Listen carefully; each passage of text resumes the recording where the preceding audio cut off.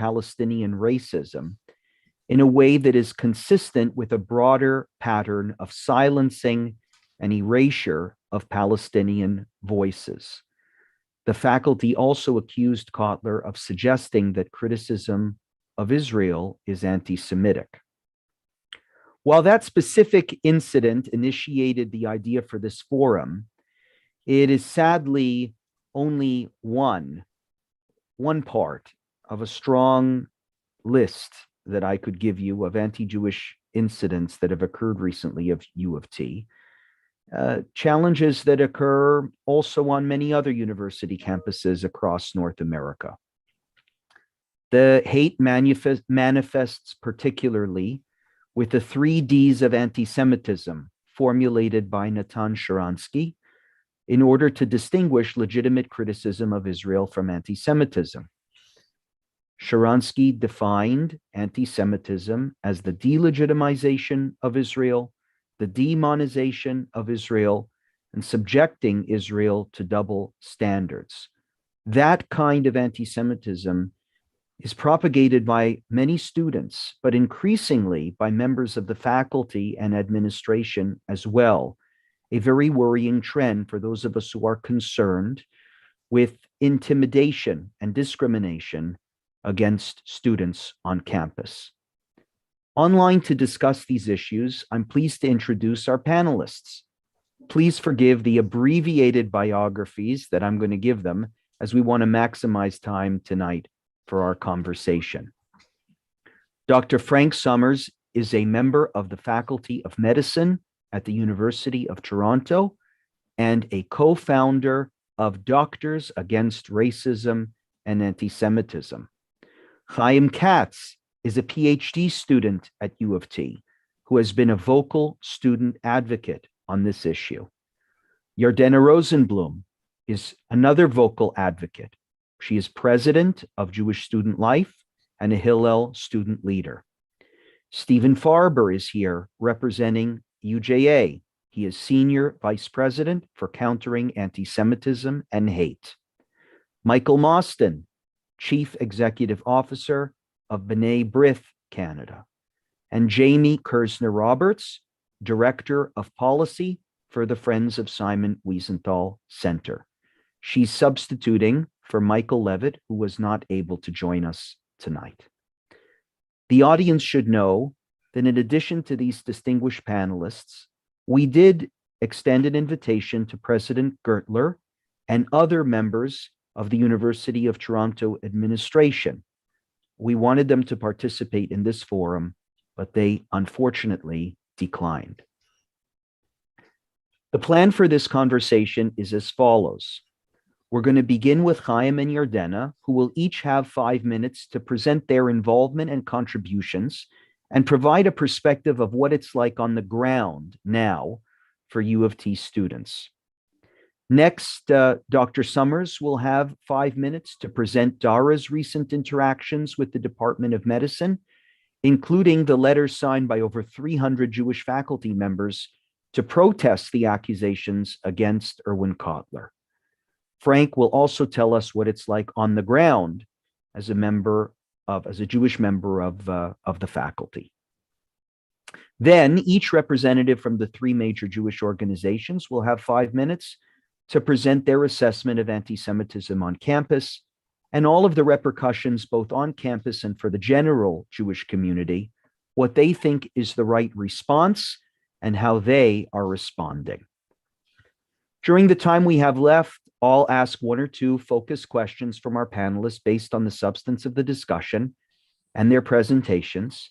And if you want to give me some ideas, members of the audience, if you want to give me some ideas on what to ask, feel free to write me using the chat box function at the bottom of your Zoom window. I do want to be clear before we begin that this event is not meant to be an attack against the university. The people on this call and the organizers of this event come from a place of loyalty and appreciation for the university. We also recognize the efforts made to combat anti-Semitism on campus, and actually also some tremendous partnerships that various departments have established with Israeli academic institutions. We are not here to demonize U of T. This forum is about making sure that the university adheres as best as it can to the principles of academic freedom and the respectful exchange of ideas, which made it the outstanding school that it is. We want to keep it that way, and we believe that in order to do so, much more work is required to combat anti-Semitism on campus. So let's begin with Chaim and Yardena. Give us an update from a student's perspective. Thank you, Rabbi Grover, to Dr. Price and Beth Tikvah for inviting me to sit on this panel, and my very esteemed co-panelists for being here to speak about this important topic. I am honored to tell you my story, but I always begin by saying it's just my story, and I am just one student. I grew up in the Calgary Jewish community, a place that requires collaboration across affiliations. I went to Jewish summer camp at Chabad and BB. I attended both Jewish day schools. I worked at one synagogue, and I attended another while doing all three different Jewish youth groups. I've also been connected with Jews who were unaffiliated with the community. I have been fortunate to see what is possible when we work together. In contrast, I also know what happens when anti-Semitism is left to its own devices. My Zeta is a Holocaust survivor, and going on the March of the Living, I have personally seen the scratches on the walls, the graves, and the tears in my Zeta's eyes as he told me his story, and he told me to never hate, forgive, but never forget. Anti-Semitism exists in our world. This is a fact. It has always been around me. What I did not expect was the apathy about the plight of Jewish students on university campuses. You may have seen the stories in the news upon our return to school in September. Students returned to campus along with anti-Semitism, not just neo-Nazis with tiki torches, why Jewish students say they also fear cloaked anti-Semitism. Jews are under siege on campuses and in college towns. Where is the outrage? Where are the intellectuals? Recently, you may have seen undergraduate votes, which my colleague Yardena will speak about, or the McGill student vote to boycott all corporations, institutions complicit in the acts of occupying Palestinian territory. These broad votes leave Jews isolated, wonder whether or not there will be access to kosher food, as was considered a potential conflict by my graduate union in the Scarborough campuses. How do Jewish campus organizations exist if they celebrate anything to do with Israel in that case? Since the overwhelming supporters of these broad motions believe Israel's mere existence is complicit in an occupation. These may seem like problems on the ground of faraway academic campuses, but today's students are tomorrow's leaders. This is evident by the response to the Honorable Erwin Kotler's speech, which we gather here for today to respond to. I am telling you, I am terrified. The university took almost 6 years since my first contact with them to provide any resolution on my concerns with the BDS committee funded by my union. That is either 2 degrees or 1 long PhD. Even then, after a group of student panelists opined that the BDS committee violated the anti-discriminatory policy, even after my union hired lawyers to fight this recommendation, and I, with the support of B'nai Brith Canada and David Elamale, my lawyer, was able to actually defend myself, even then, the university solution was just to cut $10,000 in fees from a multi-million-dollar organization. And my understanding currently is that a student having similar concerns will have to start the process all over again. Maybe it will only take 4 years this time. During my time on campus, I have heard many stories of overt anti-Semitism, with things being thrown at Jews or just indirect anti-Semitism. During the pandemic, our Jewish students were isolated, being attacked on social media. With the conflict in Israel, it puts fuel on already burning fire of anti-Semitism. It's become socially acceptable to hate Jews, almost socially encouraged. I will leave you with one story and my 3 key takeaway points of what we need on campus. I constantly hear that Jews should just return home. What home? Jews have had to make homes all over the world because we have been kicked out of every place we have ever lived, including our original homeland. Should I go back to Europe where my grandfather was almost killed? Should I stay in Canada where anti-Semitism seems so rife that there are legitimate conversations with people my age about when we might have to leave or be forcibly kicked out? With the holiday of Passover coming up, I will be reading the Haggadah from my grandparents, which tells the story of freeing of the Jews from the land of Egypt and eventual return to Israel. Interestingly enough, the English translation from this early 20th century Haggadah says return to Palestine, as it was called at that time by the British for the Jews. However, no matter what it has been called, we have had the urge to return there. At the end of the Seder, we will sing L'Shana Haba B'Yerushalayim. If you believe Wikipedia, that tradition was first documented in the 15th century. My three main points are the following. Jewish students go to university to learn, not to justify our existence. But this is what we are forced to do right now, unless we ignore this problem. This is a dangerous time for Jews on campus. Many people have privately thanked me for my advocacy, but they themselves are too scared to speak out. This is understandable. It is toxic on campus and in these spaces where our representatives do not care about our fears or concerns. However, what might be more dangerous is that 3 students who have been working constantly on this for the last 4 years, going to the graduate union meetings, meeting with Hillel, are all graduating or are graduated. And as of now, there is no succession plan. We have not been able to find a Jewish graduate student to take over this effort, which means we do not have voices in those meetings. Finally, we need community support. Events like these provide hope that organizations can come together on critical initiatives.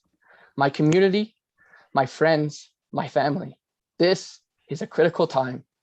I have been fortunate to work with incredible Jewish and non-Jewish leaders, have had the support of various organizations in this community over the years, but this needs to be continued and amplified. Our students need to feel safe. Our students need to be encouraged to learn and be educated on the ongoing situation, even if that is not what they went to university to do. Because as Hillel says, if I am not for myself, who will be for me? If I am only for myself, what am I? And if not now, when? Thank you for your time this evening, and I look forward to answering the Q&A. Thank you. I'm echoing Chaim's sentiments. Thank you for the opportunity to speak. These sorts of events help amplify students' voices. Bit of background, I am an undergraduate student at Scarborough campus, and I am the current president of Jewish Student Life. I am also a Hillel student leader.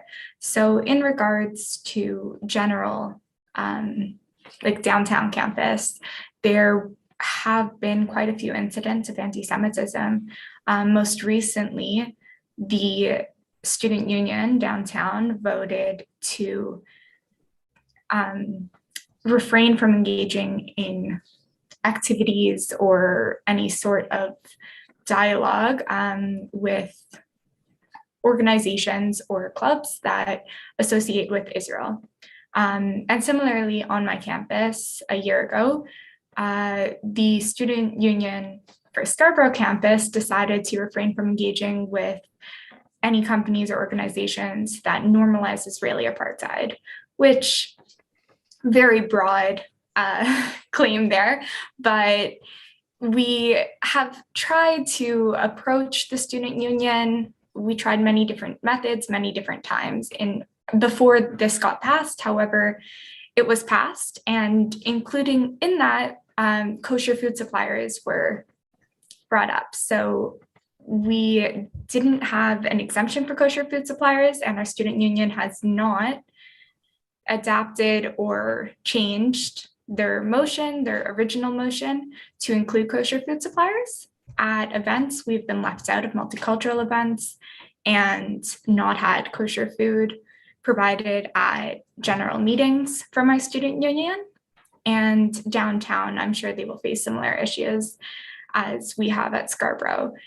In regards to kind of the backlash of what happened in December, the university did take steps to try and amplify our voices. They met with us. I met with Principal Teddy and several other staff members of the university, and we had some good dialogue. It was a good start, but overall, we've seen performative action from the university, from the student union, in order to address our concerns. We are being left out of the backdoor conversations where they get to decide if we have food to eat, if certain people are able to proudly wave their flag at events or set up a booth for their cultural heritage.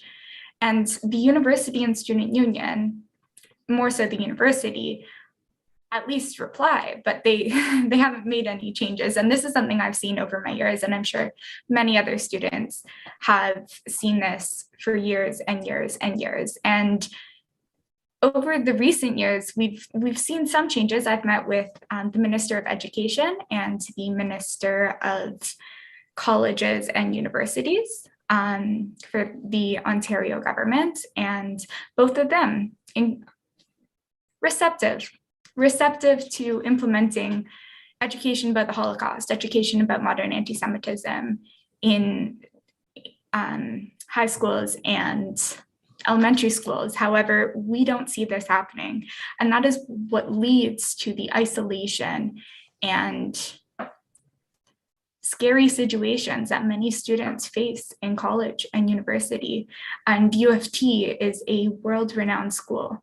We get people from all over coming to this school, to my campus, to downtown, and they are being faced with classic anti-Semitic tropes, classic discrimination that you do not expect to be present in 2022, yet it is. And what we see with the staff members is that this isn't just a student problem. These are educated staff members, educated people, academics, that are propagating the exact same tropes that we have seen for centuries. And I think that conversations like this that allow for these experiences to be shared will allow for broader education and will allow for the students like me who want support and who need that support to be felt will be able to get it. And so I hope that any students listening or anybody on this call that has any university age students will be able to share that about our school, because the University of Toronto is a great institution, and the anti-Semitism that we have seen for years is changeable. We need to make those changes. We need to have our voices heard. We need to be in those rooms for those discussions. Thank you. Dr. Summers. Thank you, Rabbi Grover, and hello, everybody. This is a tough subject, and it's extremely and especially painful for me as a child survivor of the Holocaust. And then as a refugee from the harshest days of Stalinist communist oppression. So sometimes when we are labeled white supremacist, I chuckle to myself. Some white supremacists, I and my family and many others who escaped the horrors and the gas chambers. I do have an interest in history, which I'd like to share with you, related to Toronto and the University of Toronto. And I'll start with a quote from one of the staff doctors at the Toronto General Hospital, who was addressing the third Jewish U of T Medical School graduate, Abe Wilinski, who graduated in 1908. And I quote, "To be honest with you, they say you would be a good man for staff here." Then he continued, "You may as well know that I'd hate to see any Jew get on in this hospital. Once you open the door, they'd be running the place in no time." Dr. Wilinski goes on in his book, A Doctor's Memoir, to write, he, Dr. Robertson, was by no means the only man with this attitude. It was common enough then, although usually not so outspoken. It was not until 1929 when the Toronto General Hospital began to accept one Jewish intern annually. And 2 more decades passed before a Jewish doctor was given a clinical appointment on the indoor staff of a hospital affiliated with the University of Toronto. That wasn't that long ago. Our organization, Doctors Against Racism and Anti-Semitism, has been active over 12 years now in the realm of healthcare services. Recent past actions have included the webinar, Medicine and the Holocaust, It's Time to Teach, with editor-in-chief of The Lancet as a speaker. And then we advocated its implementation in all the 17 Canadian medical schools, and we received positive responses. All these activities, by the way, can be accessed at the DARA website, daradocs.org. More recently, DARA organized the open letter to the leadership of the Temerity Faculty of Medicine, signed by 350 Jewish medical faculty members. And this was in response to the calumny submitted to the same leadership by 45 U of T faculty members, specifically attacking Dr. Cutler's webinar presentation on International Holocaust Remembrance Day. It was distorted and misleading, and the word calumny applies. Now, our faculty leadership, in my experience, is supportive of the issues we're facing. And the response from the provost is encouraging that we have received. But as we know, actions speak louder than words. And we're waiting for actions. Now, in DARA, we affirm the following. We affirm the need to counter the well-organized and financed disinformation campaign of BDS and Israel Apartheid Week. There is a need for increased actual and moral solidarity among ourselves and non-Jewish organizations. There's a need to monitor and ensure that U of T is transparently accountable in promoting anti-Semitism education and enforcement by well-trained EDI personnel.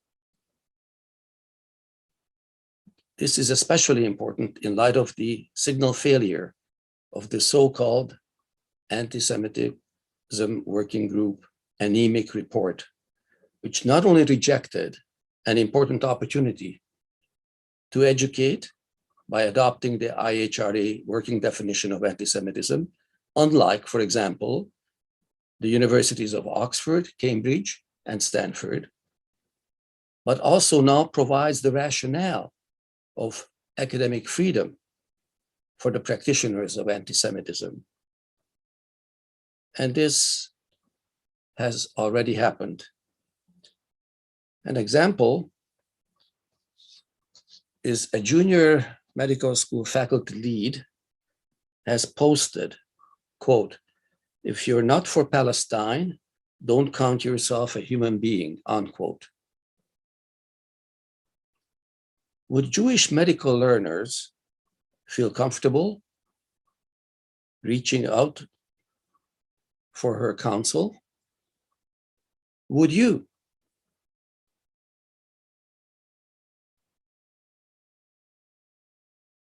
Another example is related by one of our resident physicians who was reporting in a dialogue webinar we organized last August. You can all look this up on the DARA website, where she relates how she was taking the history of a Jewish patient and, as she was supposed to, relate the history to her supervisor, a staff member of the faculty. When she mentioned that the patient was Jewish, the staff person rolled their eyes. Is this an appropriate atmosphere in which we should be teaching our medical students and learners?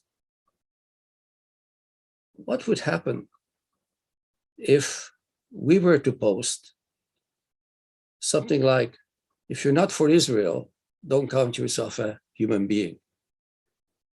Or if we rolled our eyes when a medical learner relates a history and mentions that this person is from Palestine. Totally unacceptable. Dr. Summers, Finally, can I ask you to summarize your remarks? I just want to leave enough time for conversation. Just to conclude here, Dara believes that we need to educate all our university community that calling for the destruction or elimination of Israel, the ancient homeland of the indigenous Jewish people, is fundamentally anti-Semitic. Thank you. Thank you. Well, let's start now with our responses from the representatives of the Jewish organizations. Start with you, Jamie. So the wider question is, how does the Jewish community respond? We already have some questions that have been forwarded to me from participants saying it's enough talk.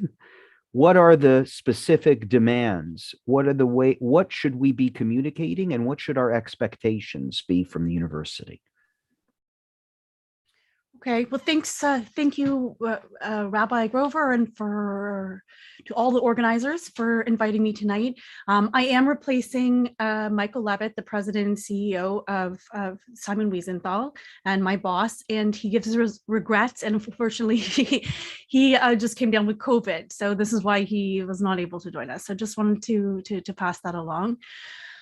Actually, Rabbi, what I would like to share is three things that I have learned from what I've seen unfold so far at U of T. I mean, I just want to walk us back to almost 1 year ago, till May of last year, when Israel was under rocket fire attack. And, I'll tell you that it's a big part of my job that I take calls from people who have been a victim of a hate crime or a victim, of an anti-Semitic incident. I normally handle these kinds of cases with positivity, thinking and focusing on what I can do to help, what I can do to address the problem. And I will tell you that last May was something I think I don't know if any of us in the Jewish organizations have ever experienced before. All day long, my phone ringing off the hook with person after person after person telling me horrific stories of abuse that they had been subjected to. And none of the stories were more horrific than the stories of our students. And within our students, I can say that none were more horrific than those of the medical students.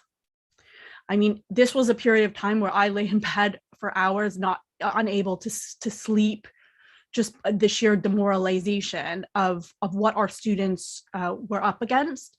And that point of view has changed dramatically from last May until now, because now I've started to see some lessons. So, at that moment, we reached out to the medical school at U of T to address some of the problems. Our first demand was that they put in place some kind of legitimate process for Jewish students to bring forward complaints of anti-Semitism, and they did do that. And our second demand was to bring anti-Semitism education to the school, and we were actually the co-sponsor of the Kotler talk. We were the co-sponsor of the Kotler talk that led to the Michigas that Dr. Summers was talking about. So what has left me with much more optimism about our ability to fight back on campus is three lessons that I have seen, that I have learned from this experience. One lesson is we as a community, I mean our whole community, but also I mean our organizations, we really need to commit to investing in supporting our grassroots leaders. And what I'm talking about specifically, I'm talking about people like Yardena, I'm talking about people like Chaim, I'm talking about the students that are feeling so frightened by the toxicity of the environment, so overwhelmed. And we really need to see this as our community's number one priority in growing the number of students that have the courage and the resources to do as Chaim and Yardena have done. So I think this is one lesson that I take. A second lesson that I take is that we need allies. I think one of the scariest aspects of what happened last May was that Jewish students were so alone, that no other students were stepping up for us. And I think we need to learn something from organizations, for example, like Black Lives Matter, that has done an incredible job of building allyship outside of the Black community, and we need to start getting better at building allyship. So I'm pleased to say that we at Wiesenthal are launching a new program on campus advocacy against anti-Semitism that will be directed at non-Jewish students. And this is our hope, that we can build allyship on campus this way, and we remain open to other ideas from the community about other ways we can do that. And the third lesson that I wanted to share is that, you know, the number one thing I think our community has going for us in the face of anti-Semitism is our unity. You know, except for a very fringe minority of extremists in our community, we are, for the most part, extremely unified. And we need to leverage that asset by working together and by collaborating and by using each of our unique abilities. And for the first time, I'm seeing this actually happening. I'm, you know, just so delighted by the fact that, you know, we set up this event, and when this event ended up becoming, you know, there was this balagan afterwards with this petition, Dara stepped in and mobilized their professors on the ground. You know, we have seen the students step up in their moments. We have seen UJA step up. B'nai Brith has been fantastic on analyzing and dissecting the report and organizing the professors. So we are seeing a coordination and collaboration that I don't remember seeing before. And I think this sets a great precedent for our ability to continue to fight back at U of T and to spread the fight to our other campuses as well. Thanks, Jamie. Stephen. Good evening, everybody. I'm Steve Farber from UJA, in a role that was created in the wake of May, which I can touch on in my brief remarks. But first, let me thank, as my predecessors on the panel have done, to thank Beth Tikvah, the entire staff who put this great event together. I'd also like to thank my fellow co-panelists. Some are friends already, and some are going to be new friends after this evening. But I'd also like to publicly mention the terrific work that they're doing, from Dara to Friends of Simon Wiesenthal to B'nai Brith. It's really been terrific work. And for those that are listening, you should know that there's been a greater emphasis on some of the areas that we can cooperate. And so I think the people on this panel, if I may be so bold as to speak, at least in one generality, have heard that they wish the various organizations to be able to work more closely together. And I think that's happening. Now, everybody has different skill sets and different expertise and different relationships, but that's been, that's been very nice. I'd also like to specifically call out Chaim and Yardena for those that are concerned about what's going on campus. I hope you take some solace, as I have over the past 20 minutes, in listening to the way they handle and express themselves as they have throughout their academic careers. I'd also like, because it's towards the end of this week, if we don't get time during the Q&A, to wish everybody a Chag Sameach, a Chag Pesach Sameach. Let me just say that Jamie spoke a little bit about the lessons of May, of which UJA also internalized. In normal circumstances, and it continues to operate this way within the UJA broader family, we of course have an advocacy organization called CIJA, and we have a campus organization called Hillel, which I will speak more about. But from UJA's perspective, I've commented on this role to try to identify some of the various gaps that we're talking about this evening and see how it is that we can work together to be able to plug some of those gaps. And so the experience of students on campus is a better experience. Our lessons in May certainly were that broad movements sort of at the masses level where Jamie alluded to. She gave one example, but there are a number of other examples in terms of coordinating at the masses and building allyship. And so some of the lessons that Jamie raised, I won't repeat, but will in fact second. So between the work that UJA is doing to try to identify strategically whether the gaps exist, the terrific work that Neuberger Holocaust Center is doing on that piece, for which we've partnered with members of on this panel, in addition to CEJA, let me also discuss some of the work that we're doing on campus. Vis-a-vis Hillel and some of the recommendations that we would have as a group. And I'll end with those. Jamie had 3 points, so I'll end with 3 points and recommendations as well that I also look forward to discussing in the Q&A.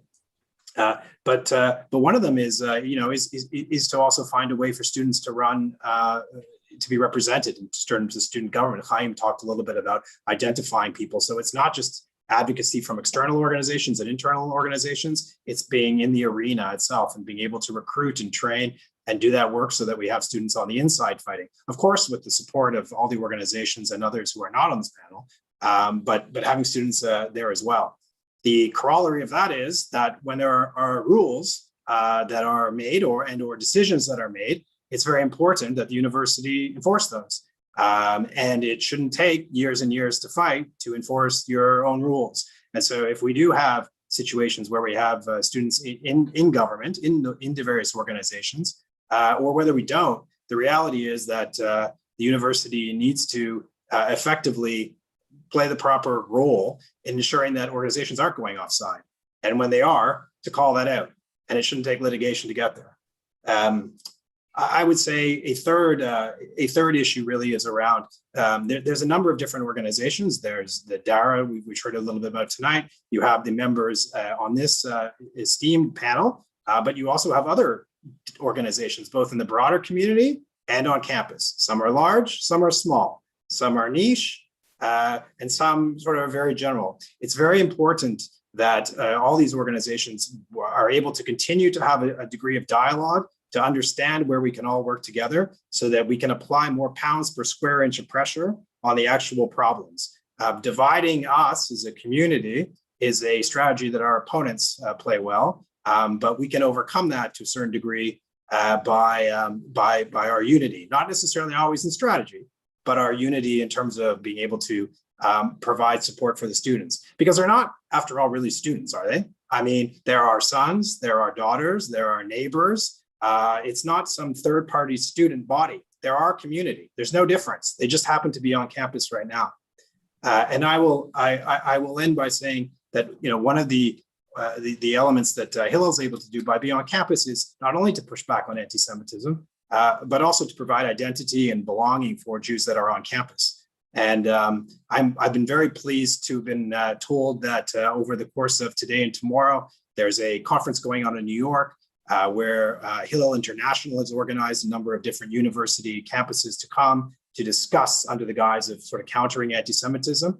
And I know that the Hillel guys have worked with both U of T and York, who have sent representatives, senior representatives down to New York for this 2-day conference. And so I'll just end how I began, which is to thank you all for having me, for listening, and for taking some of these contributions that we have together with the ones that we've heard from Dara and from Jamie, the ones we're about to hear from Michael as well, and come up with a way that when the students return to campus in September, we're starting to receive good news from campus or we're pushing back on some of the bad news. So once again, thank you very much, and Chag Sameach to everyone.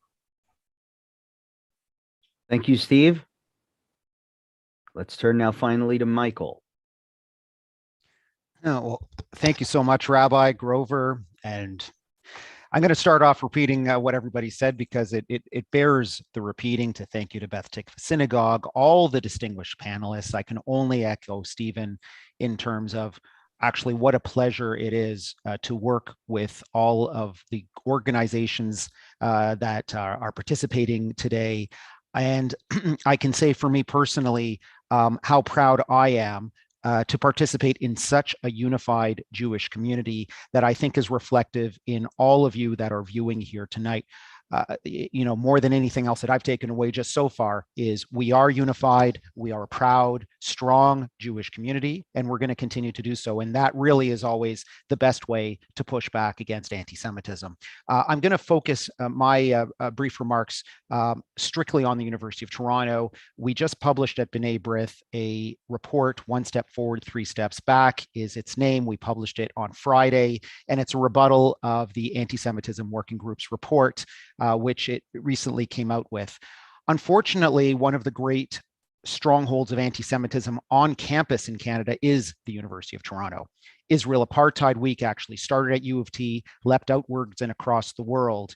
And in fact, in 2021, the president of the University of Toronto Faculty Association claimed that she was the victim of a horrible backlash by an entitled, powerful Zionist minority that felt that any criticism of a Cromwell report, which is another U of T story, or anyone else could be met with accusations of anti-Semitism.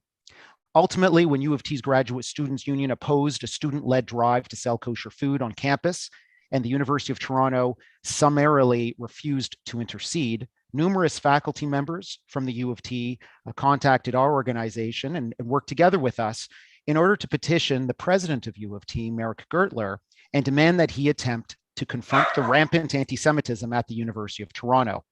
Initially, U of T refused to respond to us. However, after the Canadian Jewish News published an article that exposed Gertler's non-response and his previous public commitment to vigorously confront anti-Semitism at U of T did thankfully agree to meet. And in June of 2020, we were happily able to present U of T with our landmark report, Confronting Anti-Semitism at the University of Toronto, A Path Forward. And our report at that time concluded that although the University of Toronto already certainly possesses all of the policies and structures that are necessary to effectively combat anti-Semitism, U of T has actually refused to abide by its own respective regulations and instead has permitted anti-Semitism to re-entrench itself through the U of T and its various campuses.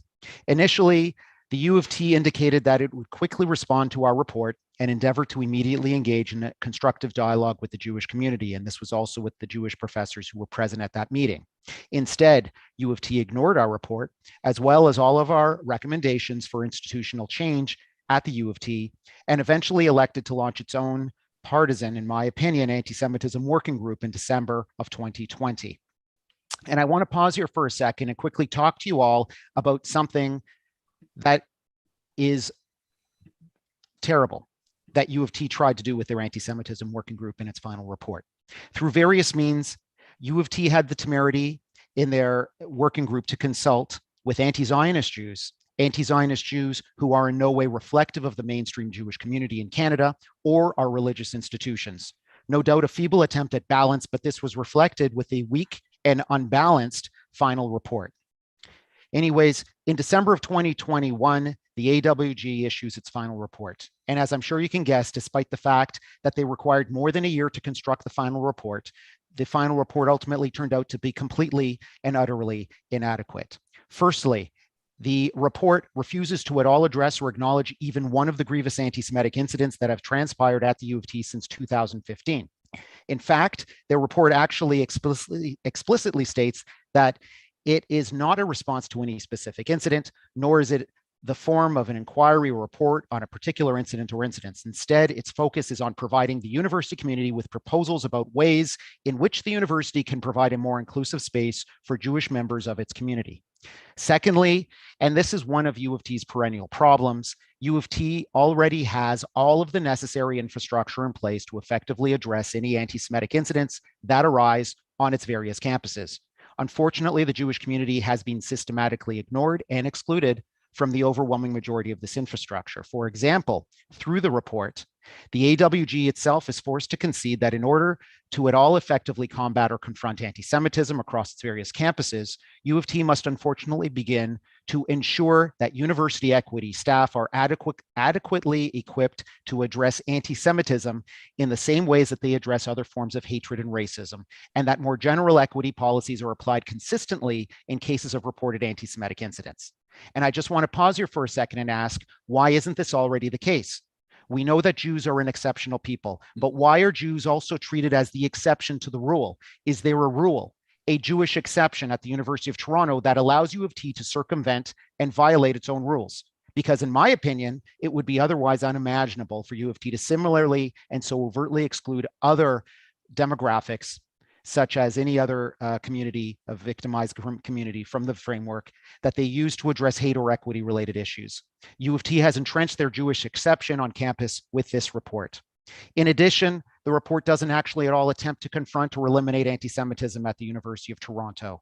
Instead, the final report constantly endeavors to reaffirm that U of T's commitment to promote free speech and academic freedom supersedes its responsibility to protect its Jewish students and faculty members from anti-Semitism, danger, violence, and hate. For instance, it reiterates that anti-Semitic representations sometimes figure in criticism of Israel, and unabashedly proclaims that within the unique university context, the most crucial of all human rights are the rights of freedom of speech, academic freedom, and freedom of research. More importantly, through the final report, academic freedom is mentioned 23 times. In contrast, justice is mentioned once. Safety is never mentioned. Apologize is never mentioned. Responsibility, 4 times, 3 of which occur in the same paragraph. Duty is only mentioned once, and curiously, protect is mentioned 9 times, and yet it is only ever evoked in the context of either free speech or academic freedom. Moreover, despite the fact that academic freedom is mentioned 23 times through the report, in its meager 24 pages, academic freedom is not mentioned or invoked at all by the University of Toronto's Anti-Black Racism Task Force within its final report on anti-Black racism at the U of T. In addition, U of T's report on anti-Black racism never mentions free speech or free expression. In fact, freedom itself is only mentioned once, and even then, only in the context of MLK and his Black freedom movement, which begs the question, does the U of T really believe that free speech and academic freedom are really only at risk when anti-Semitism is at play or anti-Semitic incidents are being addressed? Or is this just another instance of U of T's Jewish exception hard at work? Their final report rejected IRA, not just at U of T, but within academia, claiming that IRA inherently contradicts the context of any university and is necessarily detrimental to academic freedom as well as free speech, despite the fact that almost every democratic nation, including Israel, has adopted it, as Dr. Summers has already mentioned, including leading universities such as Oxford, LSE, Cambridge, Stanford, etc. Even worse, the AWG used these non-reflective and extreme minority views of anti-Zionist Jews to bash and cudgel the IRA definition of anti-Semitism, which in itself can be a form of anti-Semitism. And in fact, the final report emphatically refuses to at all define anti-Semitism. And as a result, the report can easily be weaponized in order to attack the Jewish community and its allies alike. And we already witnessed this in February when the UTSU's equity officer claimed that their final report had in fact concluded that anti-Zionism is never anti-Semitic, and that she had discovered that the final report with various members of the AWG who had discussed it with members of the AWG who had themselves explicitly confirmed and reiterated her beliefs. In addition to all of this— Well, sorry to interrupt. I just want to ask you to summarize your remarks so we have enough time for discussion. Absolutely. So in a nutshell, if you couldn't tell already, B'nai Brith is quite dissatisfied with this report. It did as well reject the historic plight of Jewish people and repudiates the notion of anti-Semitism as unique in any way. I look forward to the questions and the conversations. I know that there's a lot to unpack there, but for any of you that want to read the report, it is available on the B'nai Brith website, and look forward to, along with the rest of the panelists, answering some questions from you, Rabbi Grover. Thanks, Michael. So let me first turn to the students and to Dr. Summers with this question. Tonight, you have the opportunity to speak to, we have about 250 screens on this call, representing many more people who are watching, and we're broadcasting on YouTube, and this will be recorded. You have an opportunity tonight to speak to people who really care about this issue. And from the comments that I'm receiving, people who are really curious about what they can do to help and make a difference. Use your platform tonight to speak directly to the audience and try and explain what you think, what you need from us in order to feel like the community is taking this issue seriously and that we can reverse course on some of these unfortunate decisions from the university. Let's start with you, Chaim. We'll just go in the same order as earlier. Yeah, sure. I think I really, again, appreciate the opportunity. It was a pleasure to hear all the panelists speak, and I appreciate the attendance today and people taking their time out on a Monday evening. I think it kind of boils down, I won't repeat my 3 points at the end of the speech, but just given the anti-Semitism working group and that it was mentioned, we're at a stage right now where at the U of T campus, we can't even define our own persecution, right? Like, so anti-Semitism isn't defined at U of T. So if you go, how do you say to someone, I'm being attacked or I'm being hurt, when they can't even look at the definition to say, well, by this, I guess maybe, right? So we have very little tools at our disposal right now. And so I always think the first thing is education. I think education of our young Jewish students, I think of our allies, as was mentioned by a few panelists, to try and make sure we educate non-Jews as well. Because we need to understand the situation. There's a lot of nuance to it. There's a lot of complications, and we need to be able to defend ourselves. And that kind of brings me to the major point, which is, I think it's a mixture of two things. I think, as I said, Jewish students don't go to university this isn't what I went to get a degree for. I didn't go to a degree at U of T because I wanted to fight for Jewish pride on campus. I'm very proud to be Jewish, but this is not what I intended to do as a side job. And I don't think any student, Yardena can speak to it as well, this is not what I think she signed up for either. And I've worked with a number of great Jewish leaders and non-Jewish leaders, as I've said, but we've gotten to a point where it's really hard to engage our youth. It's really hard to find people willing to stand up. And whether or not that's because we are at a stage where, I only go to university, or I have an exam tomorrow, or I'm busy, or I'm trying to get into a graduate degree, or I'm trying to get into a professional degree. And, if I stand up here, maybe it'll look bad on my reputation, right? There's so many reasons to not stand up. And some of it's fear, and some of it's busyness, and some of it's, there's tons of reasons. And I completely appreciate why some people aren't able to do so. But we need to be able to provide that community support, that community education to really engage our youth, because this is really a turning point on our academic campuses and our future. And I think we need to find a way as a community to really encourage people that this is a priority. And I know, as you may not go to university for this, there is a future for you, even if you stand up for the Jewish people. And I want to end on like a really nice note, which is, I don't do this alone. Yardena doesn't do this alone. We have had the opportunity to work with great organizations and great people, but we need to continue to foster that and educate our young Jewish community.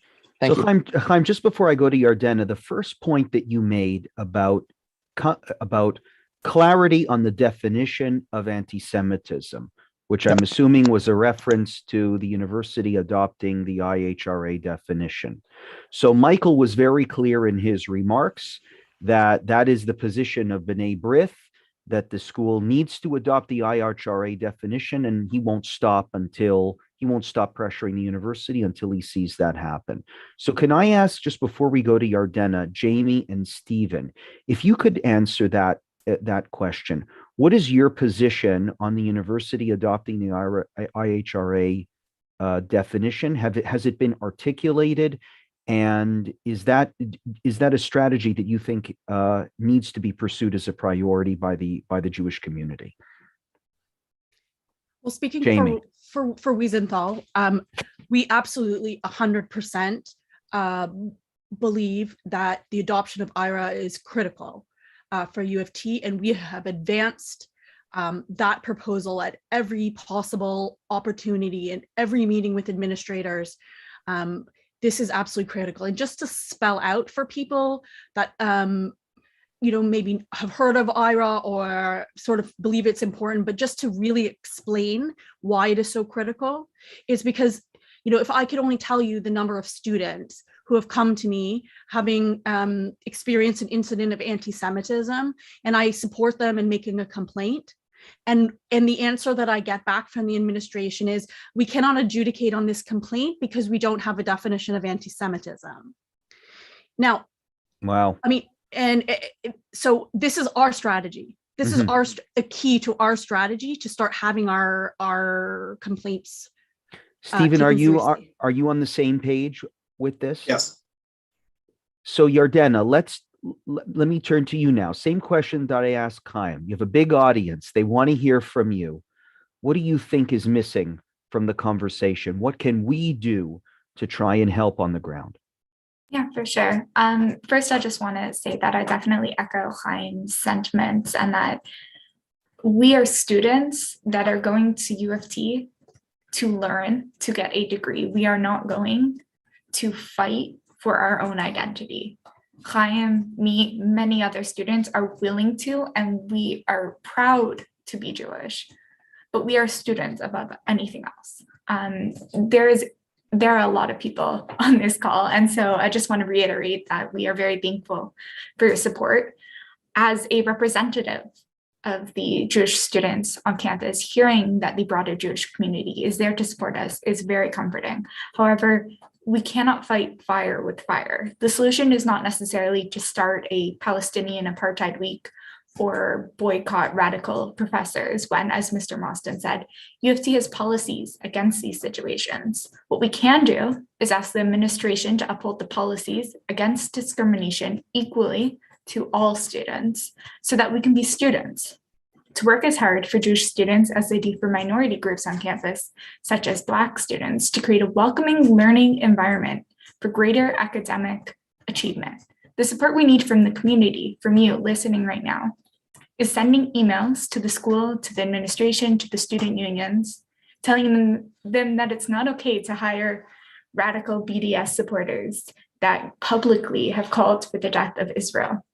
And that discrimination happens quite a lot on campus. As Chaim has said, we need support by attending and publicizing our events, such as one that Jewish Student Life ran, where we had a panel on the intersection between Israel and Judaism. Support us by standing up to the school and the student unions before the vote is called, because as a minority group, our votes do not measure up. 240 Jewish and not Jewish students voted against the anti-Semitic UTSU motion, while 250 voted for it. This margin means that you sharing our voices can make a change. So continue to support us and listen to the actionable items that we've suggested. Thank you. Thanks, Yardena. Frank, to the audience tonight, same question. You're a member of the faculty. What support are you looking for from the wider community and from the three organizations that are represented here tonight to make sure that an institution that you've served very proudly can remain true to it and can remain an institution that divides with integrity and that includes the voices of Jewish students? I think it would be helpful if everybody who is on this Zoom call tonight, you would take the effort to send an email summarizing your reactions, your sentiments to the provost of the University of Toronto with a copy to the president of the university, or if you wish, the president of the university and copy to the provost. Also, copy to the dean of the faculty of medicine might be useful. Simply stating what your reaction is, what you feel. I think it's important for administrators to hear what the wider community is thinking and feeling. I also would like to see the organizations represented here to reach out to the general Jewish student body in all the campuses and find a way to communicate with them that you are supportive of what they're going through, and they should not feel alone, and that you feel that you want to back up their freedom to walk across campus freely, whether it's wearing a kippah or wearing any kind of symbol of your Judaism. It is, I hope, clear that what we are finding, I can personally testify to this, that when I try to show some of our senior leadership in diversity and inclusion what some of our students are experiencing, they are surprised. So we need to do education, and we can't assume that they know what is actually happening to the students on the ground on a day-to-day basis, that they're hurting daily as we speak. So all the organizations, I think, need to combine their efforts, and maybe there needs to be a closer ongoing communication among all our groups to achieve some of these activities that we talked about and that I mentioned that Dara supports. We need to monitor the university's promise undertaking in the anti-Semitism group or working group report, which I commend B'nai Brith for its amazing analysis of that report, and Mr. Mostyn's excellent exposition of what actually it lacks. It now provides an umbrella, a safety umbrella, for those who actually have been doing some of the demonizing behavior and delegitimizing behavior. So this is a huge oversight, and it is important that a campaign be firmly backed up, that there has to be a diagnosis of what anti-Semitism is. You cannot treat a problem. I think, Chaim, you mentioned this at the outset, and it's so true. In medicine, we know you can't treat an illness unless you have a diagnosis. And right now, anti-Semitism is not diagnosable. So it is so important that everybody on this call who's motivated, raise that issue when you write your little note to the university administration. And it is important that you perhaps also share your comments with the media, because this is an issue that affects the whole larger community. We need to reinforce our common efforts and stay united. Stephen, can I turn to you now with a bit? Thank you, Frank. Stephen, with a question that I think has been facing me as I prepared to moderate this event tonight. I'm curious to know how UJA is handling this. I don't know if you guys are seeing the comments of the chat, but there's a lot of people who are concerned. There's a lot of people who feel there's too much talk. We have to take action. It's time to target. It's time to withhold donations. And yet at the same time, I've been hearing from voices from those who are on this call and those who are not on this call saying, look, we have to be careful. The U of T has some very tight connections with some programs in Israel. We don't want to demonize the organization and begin a campaign that is too aggressive, or all of those partnerships and all of the work that we've done to build those partnerships over the years, they're under threat. So, Stephen, how are you at UJA navigating that tension between those who are saying it's too much talk and not enough action, and those who say we have to be very careful? It's a big university with tentacles all over the place, and we can't declare them the enemy, or the repercussions might be even worse than what we're currently experiencing.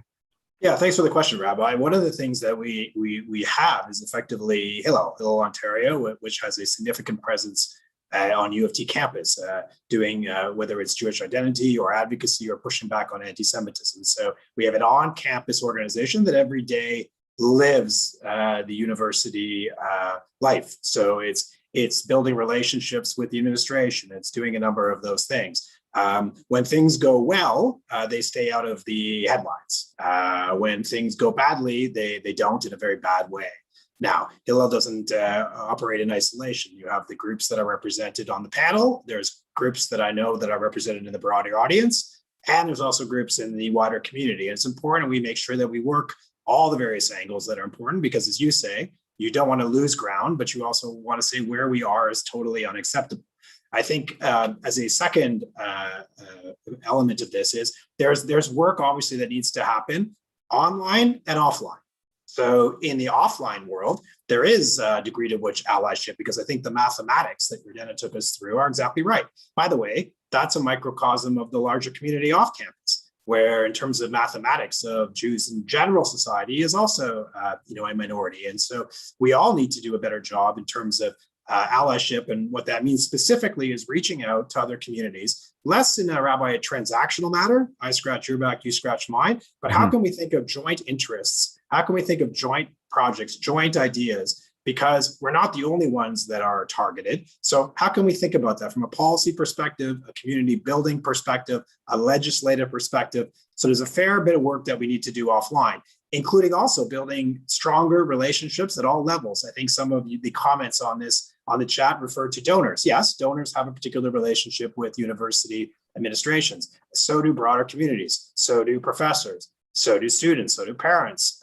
And so it's important that we really push on those relationships. But the offline world, as we all know, is just one world now. The online world has become a significant part of that. And I was listening to Jamie's experience about all the calls that she was taking in the course of May. I know our organization, I think Michael's, was also taking a ton of calls, and some of that, I would hazard to guess, were not necessarily offline.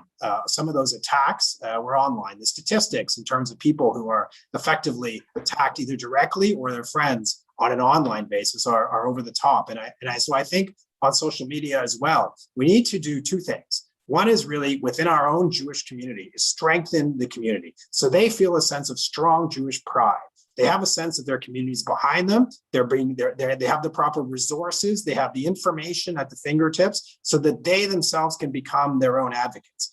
But to the non-Jewish world, we need to take. Listen, I've been saying now for months that the Jews are a great brand. We've been around for thousands of years, but our packaging may need to change, and that's certainly in terms of what I mean by our messaging.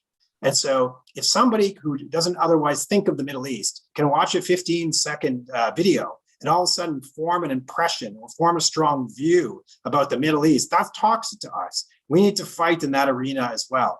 And so there's, Rabbi, a much longer answer about the dichotomies of focusing on elites versus the masses, the Jewish audience, the non-Jewish audience, the online world, the offline world. But to your question, we're looking at all of those various quadrants and saying, where are the interventions that are required? How do we get smart about all of those? And how do we change the game within those? And I don't, by the way, just mean ourselves. It's working in partnership with the people on this call and others about saying, how do we push back in all of these arenas to create more safe space for Jewish students on campus? I would conclude by saying that it is a microcosm of the broader world.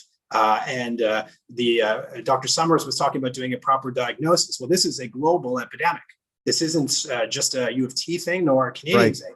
But it shouldn't be the case that a Jewish parent has to worry about sending their kids to campus because of the backlash they're going to get. Parents shouldn't have to worry about thinking in terms of synagogues. Where are you going to go? And if you're demonstrably wearing Jewish symbols like kippahs.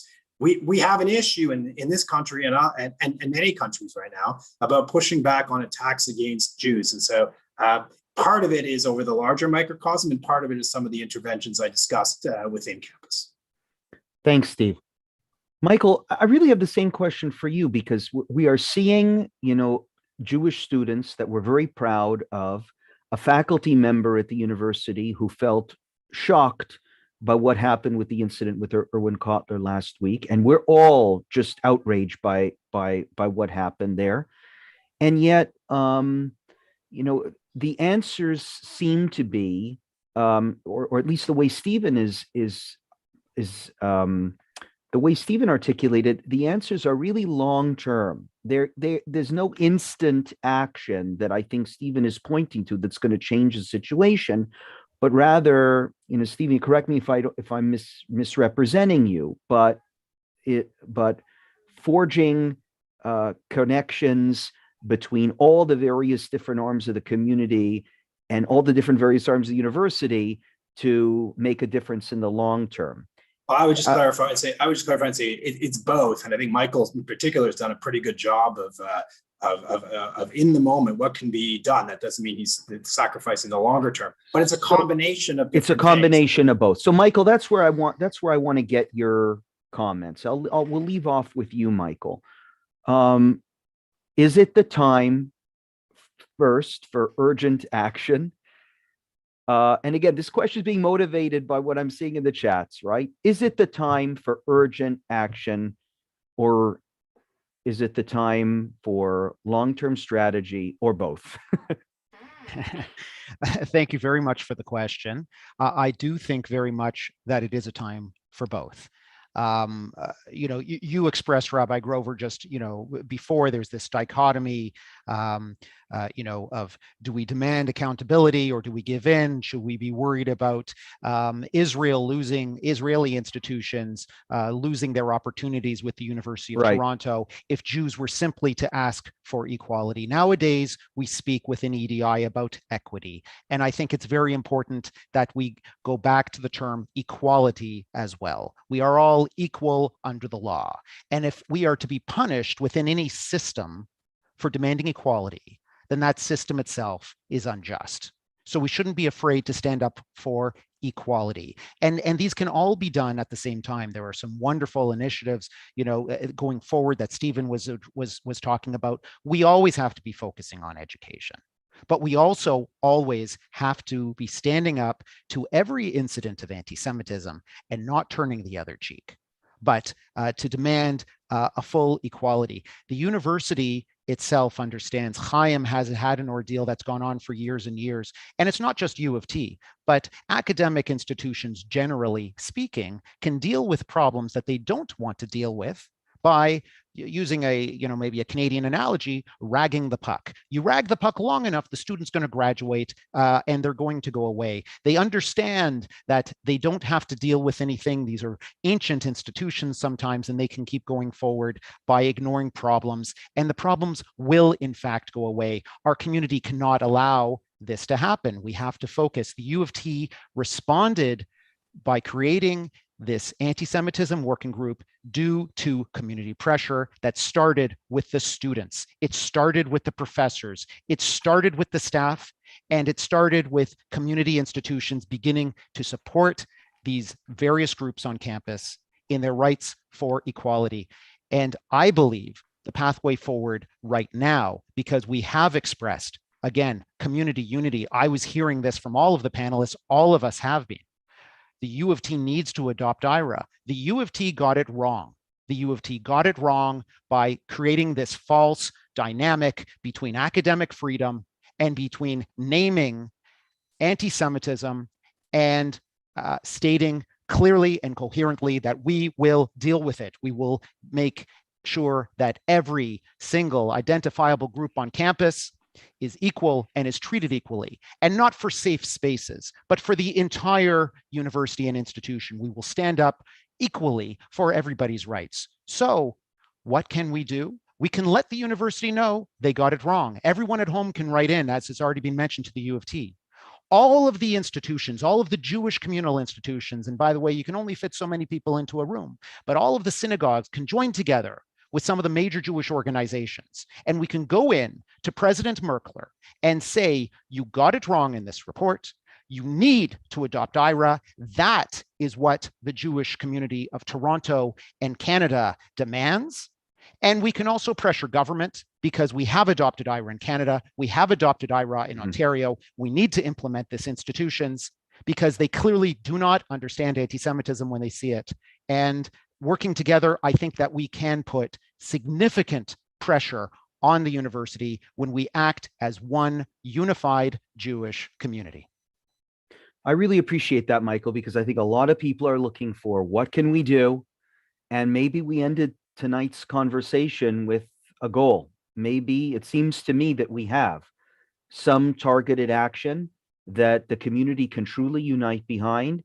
The IRA, we may have different strategies to get there, but the community should be vocal and united in really pushing the university to adopt that definition, because we don't stand a hope of combating anti-Semitism if we don't know what anti-Semitism is. Absolutely. And I can tell you, Rabbi, from a B'nai Brith perspective, I would be more than pleased to join with all of these other wonderful Jewish organizations that are here as panelists tonight, with the synagogue, with other synagogues in the city, with other major Jewish institutions, to push that point towards Dr. Merrick Gertler. And maybe that's something that we can all do together.